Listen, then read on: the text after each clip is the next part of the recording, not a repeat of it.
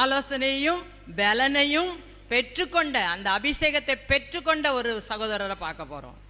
அது யாரா இருக்கலாம்? தாவீது. அல்லேலூயா. எல்லாருக்குமே தெரிஞ்சுக்கிட வேண்டியதான். தாவீதும் சவுலுமே எதிரடை தான் எல்லாத்துலேயும். தாவீது வர வர பலத்து போவார், சவுல் வர வர இழந்து போயிடுவார். அபிஷேகத்தை இல்லைன்னா எல்லாம் இழந்துருவோம். நம்மளும் அப்படி தான். அப்போ நம்ம அபிஷேகம் ஆலோசனை கொடுக்குது. அந்த அபிஷேகத்தை அப்படியே நம்ம கடைப்பிடிக்கும் பொழுது நம்ம வாழ்க்கையில் ஒரு பலன், ஒரு தைரியம், ஒரு வழிநடத்தல், ஒரு ஆசீர்வாதம். அப்போ இன்னைக்கு நிறைய பேர் நம்முடைய வாழ்க்கையில் ஆண்டோடைய ஆலோசனை கேட்குறோம், ஊழியருடைய ஆலோசனையை கேட்குறோம். நம்ம ஐக்கியத்துக்கு ஆலோசனைக்கு அநேக ஃபோன் வந்துக்கிட்டே இருக்கும்.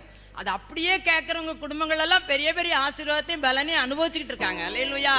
இன்னும் நம்ம கேட்போம், ஆண்டவர்கிட்ட கேட்போம், ஆவியானவர்கிட்ட கேட்போம், ஐக்கியத்தில் நம்ம கேட்போம். அந்த அபிஷேகத்தை அப்படியே கடைப்பிடிப்போம், பின்பற்றுவோம். அது நமக்கு ஒரு பலனாக தான் இருக்கும். நம்ம ஒரு நாளும் பலவீனப்பட்டு போகிறதே கிடையாது. அல்லேலூயா. அடுத்தது, அந்த அபிஷேகத்தின் ஆலோசனையையும் பலனையும் அப்படியே கடைப்பிடித்த தாவீது. 1 சாமுவேல் 30 அதிகாரத்தில் வாசிக்கலாம். அதே 30 அதிகாரம் 3 வசனத்தை வாசிக்கலாமா? ம் ம் ம் ம் ம் ம் சரி, போதும். தாவீது ஒரு இடத்துக்கு போயிட்டு ஒரு 3ஆவது நாளில் அந்த இடத்துக்கு சிக்லாக்குக்கு வாராரு. லாக் எல்லாம் லாக் ஆயிடுச்சு.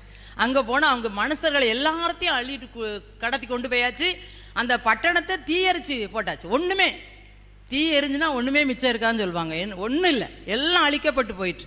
உடனே தாவீது அந்த இடத்துல வந்து பாருங்க, 4ஆம் வசனம் கடைசி பகுதியில், தன்னுடைய பலன் இல்லாமல் போக மட்டும். தாவீது மாத்திரம் இல்லை, அவனோடு இருந்த ஜனங்களும் தனக்கு பலன் இல்லாமல் போக மட்டும் என்ன செஞ்சுருக்காங்க? யாருக்குமே அழுக வரதானே செய்யும். அப்படி அழுதாங்க. பலனும் இல்லாமல் போக மட்டும் என்ன செஞ்சாங்க? அழுதுகிட்டாங்க. உடனே அழுதுட்டு ஒரு மூலையில் போய் அவர் உட்காரல. அதே அதிகாரத்தில் 7ஆம் வசனம் நினைக்கிறேன் பாருங்க. தாவீது அகிமெலேக்கின் குமாரனாகிய அபியத்தார் உடனே ஒரு ஆசாரியரை போய் பார்க்குறாரு. பார்த்து, நான் என்ன செய்யலாம்? அந்த தண்டை போய் என்ன செய்யலாம்? அதுக்கு பின்னாலெல்லாம் பார்த்தீங்கன்னா இருக்கும், 8ஆம் வசனத்தில் இருக்கு. பிடிக்கலாமா? யார் இப்படி எடுத்துகிட்டு போயிட்டா? அந்த தண்டை நான் போய் தொடர்ந்து போனால் பிடிக்கலாமா, பிடிக்க முடியாதா? போகலாம், பிடிக்கலான்னு சொல்லி என்ன செஞ்சார்? அந்த ஆசாரியன் கட்டளை கொடுத்துட்டார்.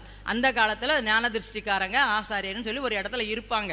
அவங்ககிட்ட தான் போய் நம்ம என்ன செய்யணும்? ஆலோசனையை கேட்டுக்கொள்ளணும். அப்படி இவர் கேட்டார். அவருடைய வாழ்க்கையில் பார்த்தீங்கன்னா அத்தனை இழந்துட்டாரு. ஆனாலும் நமக்கு ஆலோசனையும் பெறல